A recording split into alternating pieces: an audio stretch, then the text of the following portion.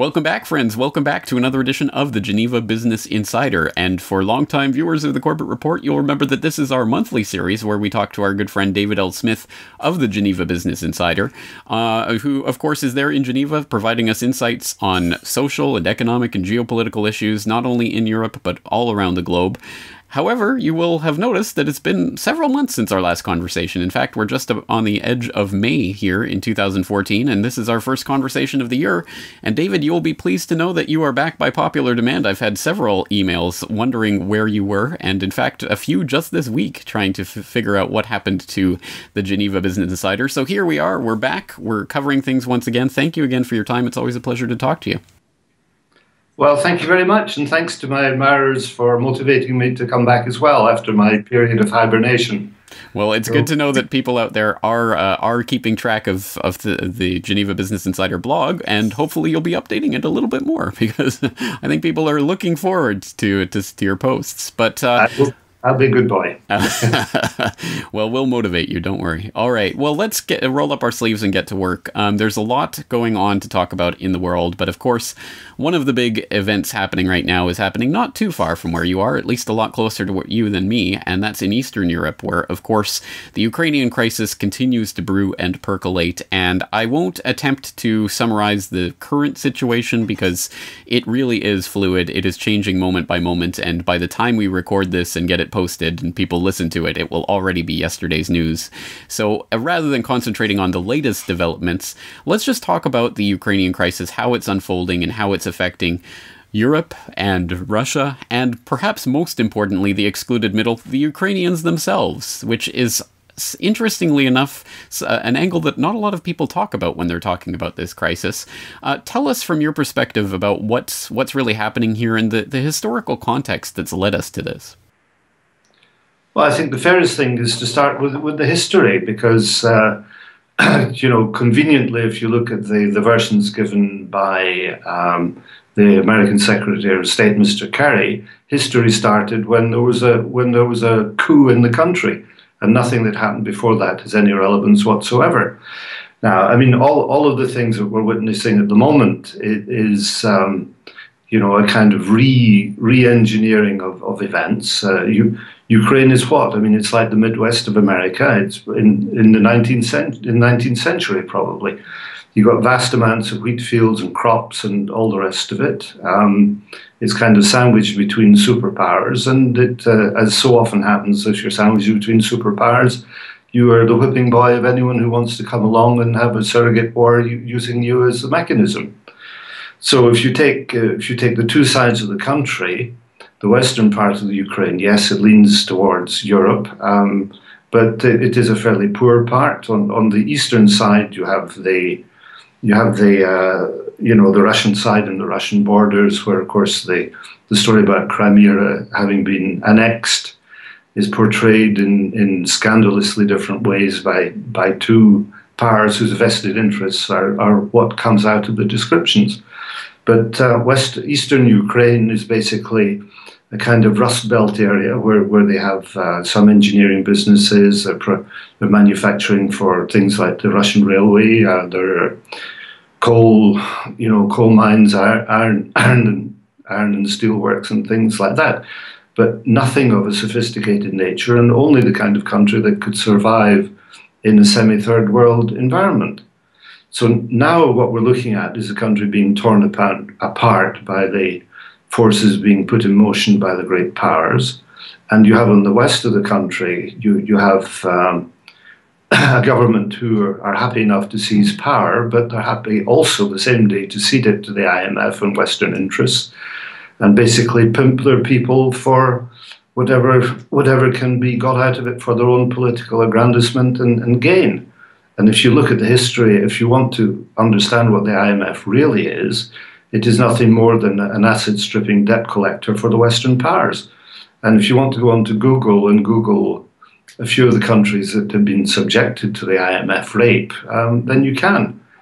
You go to the east, you have a country which is pretty much aligned with Russia historically.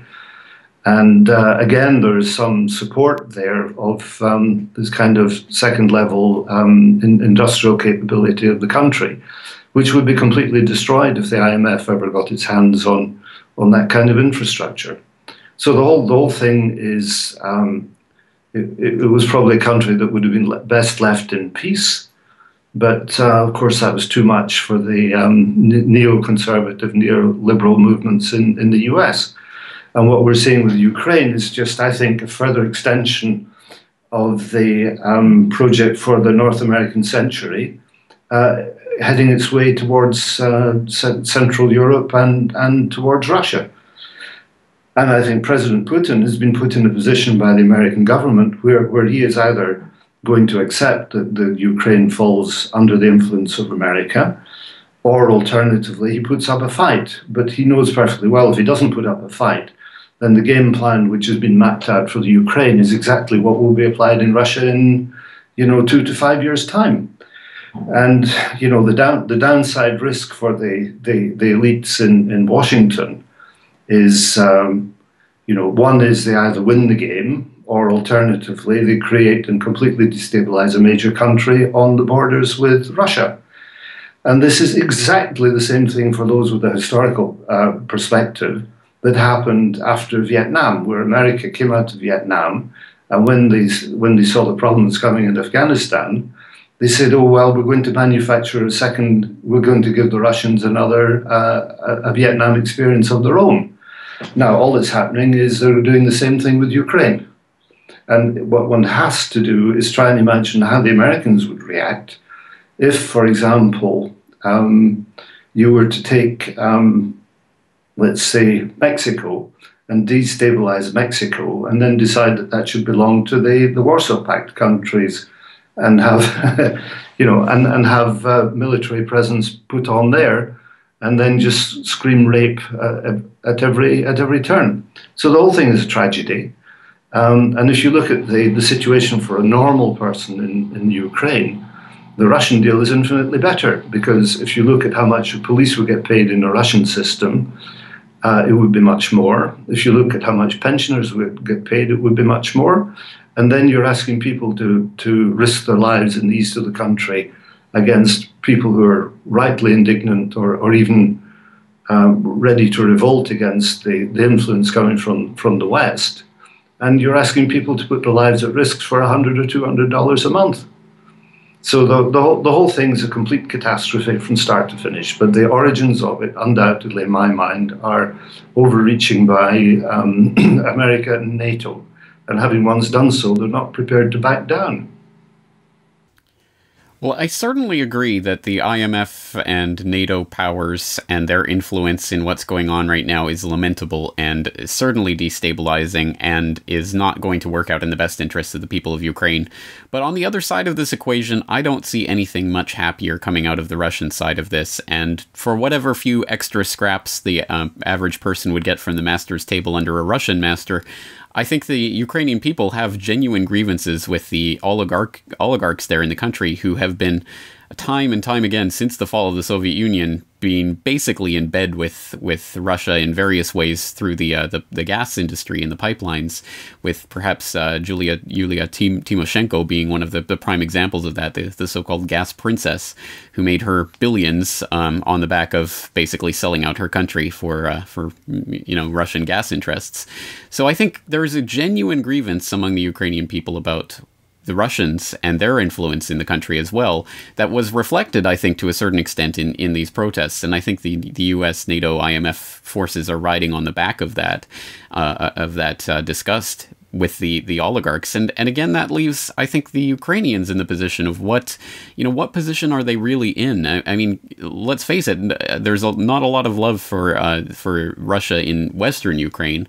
And of course, we're looking at things like the Holodomor, the hunger extermination in the 1930s, Joseph Stalin ordering the deaths of 7.5 million Ukrainians. We had the Ukrainian resistance against the Soviets back at the end of the Second World War before they got run over. This is a country that's fought against Russia for a very long time, and there's a lot of grievances there. Again, I just see a pincher movement going on between two great powers that are using this country that has, for so much of its history, been used as basically pawns in this great geopolitical chess game. And either way, I just don't see a happy ending for the Ukrainian people in all of this. Where does the Ukrainian people, where can they possibly turn from this? I mean, they overthrow one government and another set of oligarchs comes in to sell them out to the other side. I mean, there seems to be no possible resolution for them that would lead to anything, you know, fundamentally better than what they have. Yeah, well, I think that you tragically summarize the truth of it. The superpowers involved in this do not care one jot about the people in the Ukraine. Maybe Russia does more than the West, and I think the reason I say that is because it will create a real mess on their borders if they don't have it under control. If for any reason this goes wrong for the West, then I don't think that they really care at all. They've got a couple of cushioning countries between them and any big problem. And if you just kind of look at the big military buildup in the Western NATO, in the Eastern NATO countries at the moment, just to give you some kind of an idea, you know, Ukraine is a hell of a long way away. It's as far away as as Miami is from New York. So you have all these early warning aircraft systems going over, all the fighters going over. But if the fighters were actually going to try and take any problems to the Ukraine, they would run out of fuel before they got home. So it is that the whole thing is just a great big charade, and the amount of money that's been spent on the military build-up and the demonstration of totally uncoordinated force by the West. If they took that money and gave it as a supplement to the GNP of the country, it would be worth an awful lot more than what they're doing right now. Well, let's approach this from a slightly different angle. I think there's some really interesting divisions that are coming out in the supposedly united front of the European side of this issue from a lot of corporations that are now warning against these Russian sanctions because they happen to be in bed with the Russians and don't want their business interests disturbed. And that includes, of course, British Petroleum and Germany's BASF. And other such corporations that are heavily active in the Russian economy. BP owns 20% of Russia's state-owned Rosneft, and the BP CEO recently came out to say that Russia was a good member of the business community and business. They would keep up business as usual with Russia, despite what's going on. And then on the other side of it, you have nation states that are not exactly going along with the party line. So you have the European Council and the European Commission trying to basically demonize the sort of Russian gas interests and to try to put a stop to the South Stream pipeline. But then you have some of the countries that would be direct beneficiaries of the South Stream pipeline, like Hungary and Romania, starting to say, well, hey, wait, no, we don't want to stop that. That's a good thing. We want to keep that. So let's look at this. There's some interesting cracks developing in the European facade of, you know, oneness and togetherness on this front. What does this tell us, if anything at all, about the ability for an actual war to develop in this age of, you know, global interconnectedness and all of these hardwired relations with these pipelines? Well, there are just unlimited conflicts of interest. I mean, if you try and imagine the situation now, let's talk about it briefly militarily before economically. If you were sitting in any of the Baltic states, which are tiny little postage stamp states attached to the edge of Russia, how would you feel about a NATO build-up being done in your country? I mean, the last thing that you want from the country that is providing you with 95% of your energy needs is for your country to be used as an aircraft carrier for the Americans to potentially take an aggressive position with the Russians. And once again, the distance between there and the epicenter of the problem, as I say, is more than the distance from New York to Miami. Then you have the question of, you know, the relationships are around, you know, let's talk about the energy side of it. You have countries like Germany, which takes a huge amount of gas from Russia. 30% of their supplies are thereabouts. But there come countries like Lithuania, Latvia, Bulgaria, and a few others, which get 95% of their supplies. And all of these countries are meant to stand in line and line up with the Americans and say, you know, we're on a united front, where America does not have massive issues with having a fight with Russia. But these countries' economies are literally, you know, turning on the back of Russian energy support sources, and quite often Russian, you know, economic ties. So I would imagine that it doesn't matter who it is in Europe. I mean, the fact that NATO is now pretending to have a united front, it is impossible. If you're Mrs. Merkel, whose telephone conversations are being listened into by Obama and the NSA, where a third of your energy is coming from Russia, where you speak Russian yourself with Mr. Putin personally, where you lived in Eastern Europe, where you understand exactly what the game was like, which is what Merkel did, and you have the clans in Washington, a continent away, with nothing to lose, really, apart from using others as puppets in their bigger game. You know, membership of NATO is becoming a bit like protection money in the mafia. You know, you pay 1% of your GDP, and the Americans may or may not be there on the day when you actually do have a problem, which they've created for you in the first place. So the divisions within Europe must be extremely severe, although they're pretending economically and militarily there's some unity. And the other thing I find fascinating is the way that China has reacted to this, because if Putin has understood that the Ukraine model will be rolled out in Russia very shortly if there's success in the present mechanism, then China has equally well understood it. And America, I think, has managed to combine doing everything wrong. They've made their allies enemies, or not necessarily enemies, but afraid of them. They have made Russia hostile, and they've made China align to a large degree with Russian interests, because they see their interests, at least as regards the United States, as being exactly the same. And if you add to that the consequences for the dollar of the fact that there is going to be increasing trading in non-dollar denominated money, then what you're going to see is a collapse in the demand for the dollar, a collapse in the dollar because nobody wants it, hyperinflation being imported into the States, and a major problem. And all of these things are a direct result of the stupidity and arrogance of American foreign policy. The real solution to this, I think, is that they should fire Kerry, they should fire Mrs. Nuland, and they should apologize and go home. But of course, anything sensible is never what's going to happen. Well, I would go one further and say they should disband the U.S. government altogether and the government of every other nation, but that's just my political proclivities. But I think you're exactly right about this. This is going to backfire. It can't help but backfire on the European economy generally, which is barely struggling to live through its own recovery, which we keep hearing about, and now is going to be playing, you know, nursemaid to Ukraine, which is itself a basket case economically speaking. So it's there's no way this is going to be a happy thing for the European Union, and I think also that's perfectly predictable. I mean, there's no way that the planners of whatever, you know, operations are going on in that part of the world right now do not understand this. And in fact, I've been writing about this now for the last few weeks in my weekly subscriber newsletter, talking about how the West is engineering its own downfall, precisely because they are driving Russia into China's arms. Exactly as you say, it's going to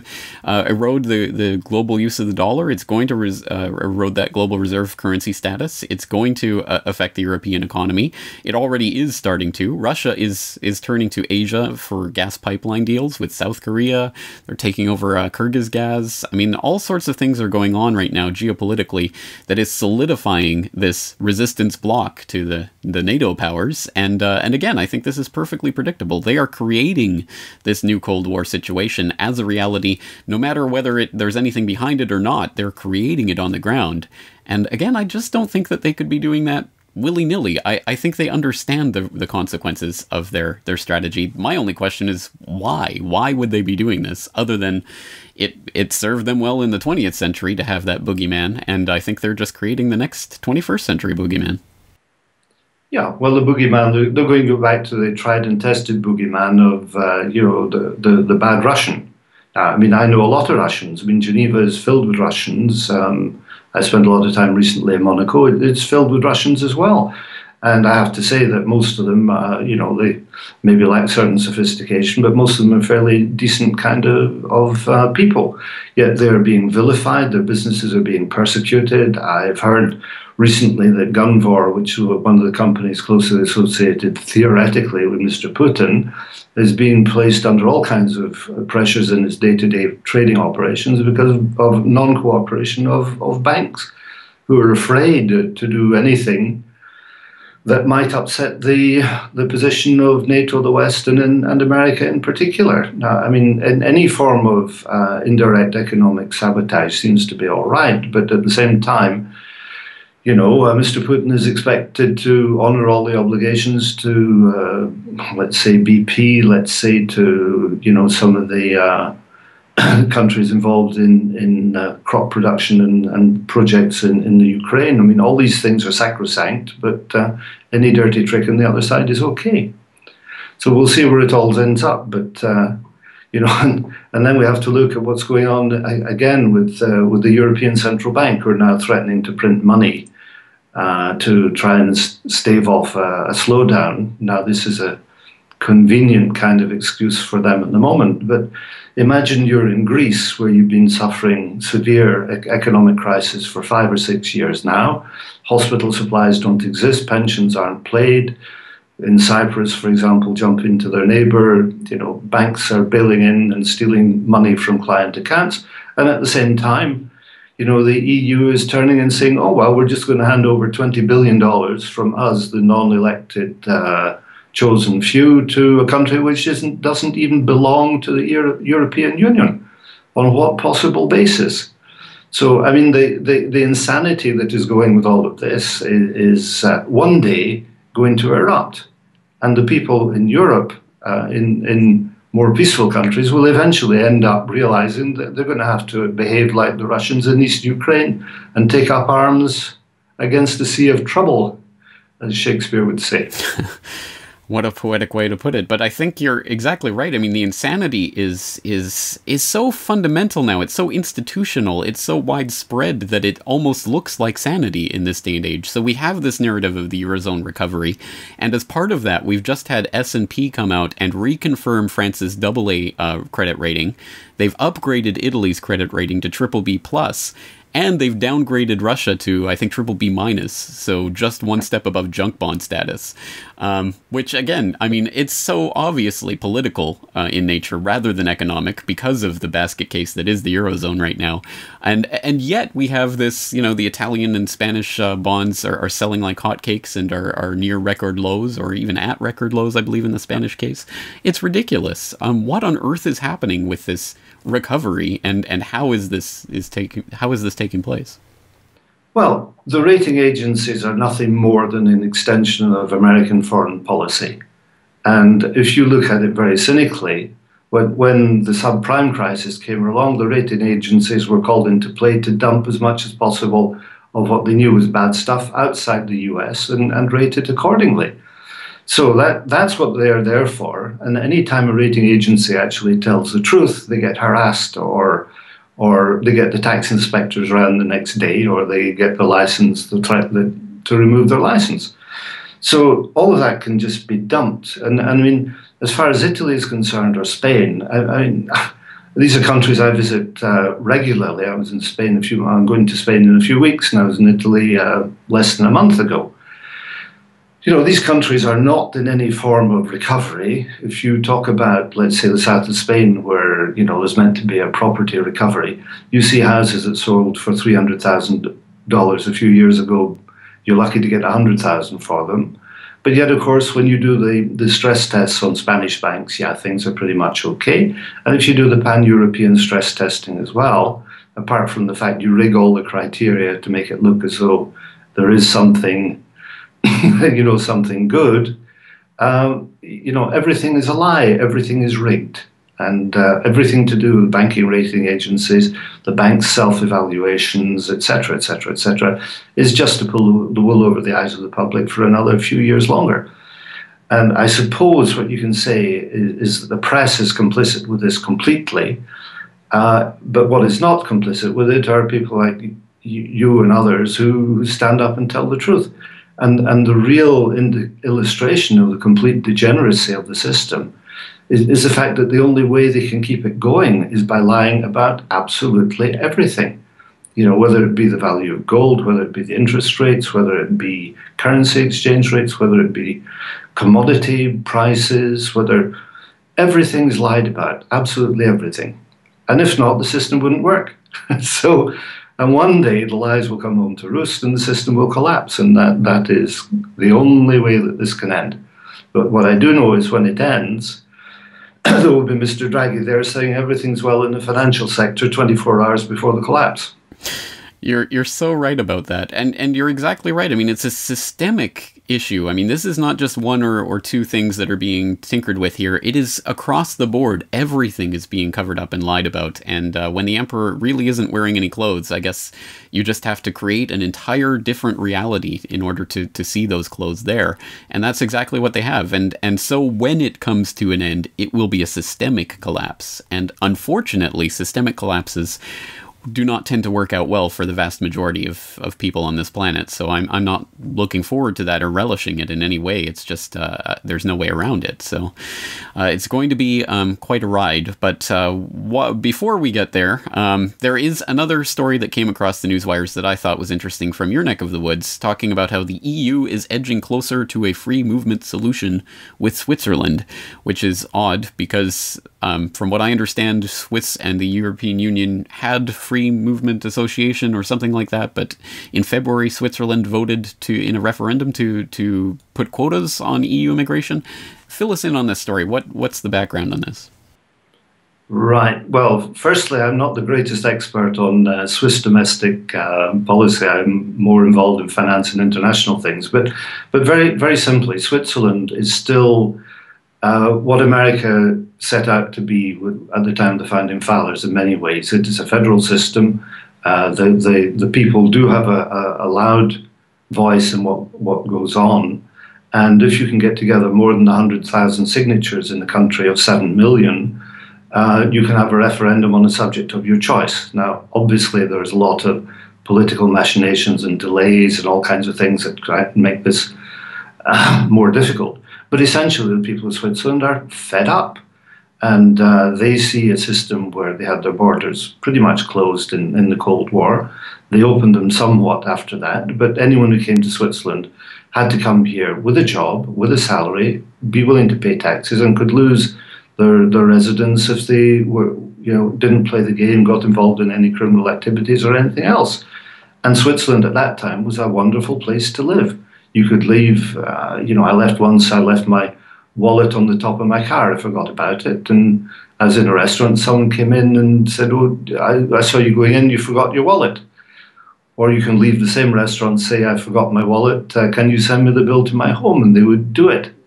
So these are the wonderful things of a country which are now being destroyed by the death of 1,000 cuts that go with the EU policies. So within Switzerland, and particularly in eastern Switzerland, where there's the Swiss-German population who are traditionally more conservative, there has been a stand against this kind of uncontrolled arrival of people. And just to give examples, in Geneva, near to where I live, on every street corner now, you got beggars in the street, you got people stealing around tables in restaurants, you got endless crime.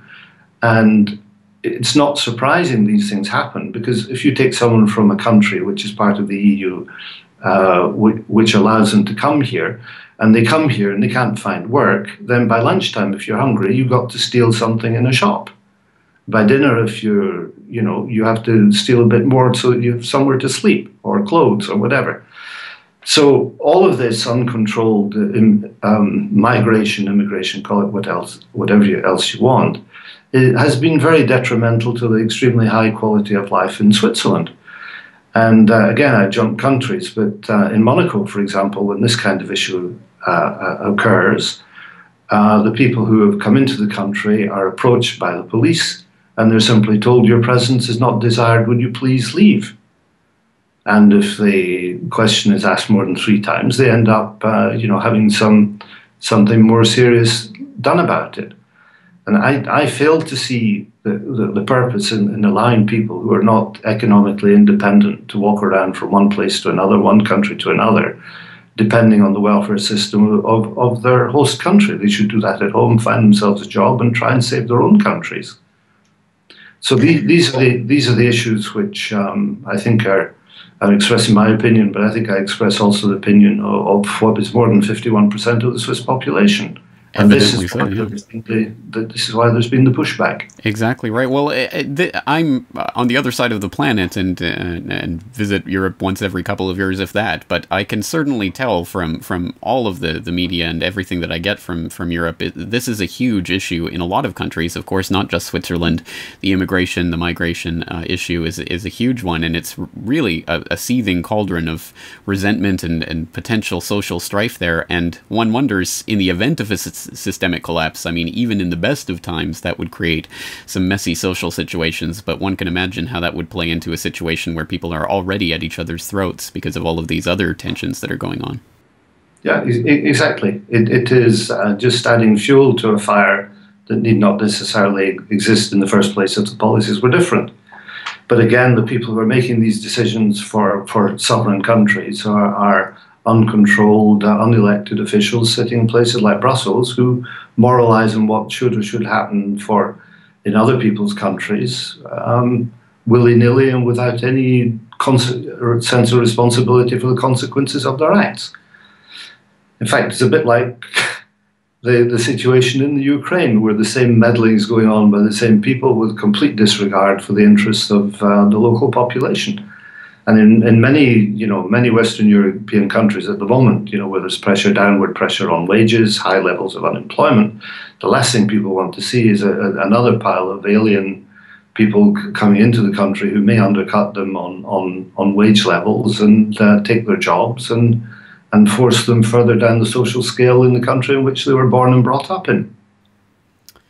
Victoria Nuland might have said it in a very different context, but perhaps her F the EU comment is a good one. Maybe we should adopt that. F the EU and Brussels. All right, yeah. Well, I think we'll leave it there for this month. Again, a fascinating conversation. Let's just direct people to your website one more time, and you're going to be updating it on a more regular basis in the future, right? I will have to be a good boy again. Yes, exactly. My website, genevabusinessinsider.blogspot.com. You will get regular updates there of my interviews, except for the last 3 months. And I hope for those of you who have been interested in what I have to say, you've enjoyed the talk today, and you'll continue to listen to James in particular and myself on an occasional basis. Thank you.